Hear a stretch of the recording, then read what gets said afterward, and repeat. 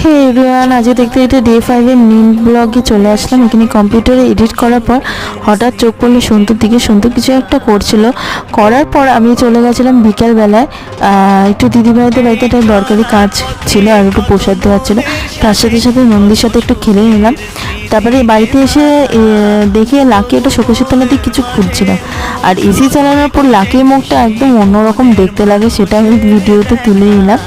আর next সকালবেলা ভাত করে নিয়েছিলাম। তো বর যাবে, বর কাজে যাবে খেয়ে দিয়ে। তো তারপরে চা খেতে বসার পর দেখি র্যাঞ্চো বসার স্টাইলটা জাস্ট অসাধারণ। আর কাদের কাদের বাড়িতে এরকম বরের একটু স্পেশাল খাবার করে দেয় একটু উনি কমেন্ট সেকশনে বলো। আর তার মধ্যে চলে আসলো পার্সেল। হ্যাঁ, এই কাফিবা থেকে একটা হেয়ার গ্রোথের একটা সিরাম কিনেছিল আমার হাজব্যান্ড, খুব সুন্দর গন্ধ, স্মেলটাও ভালো। তো আমার ভিডিওটা কেমন লাগলো লাইক কমেন্ট শেয়ার করে দিও।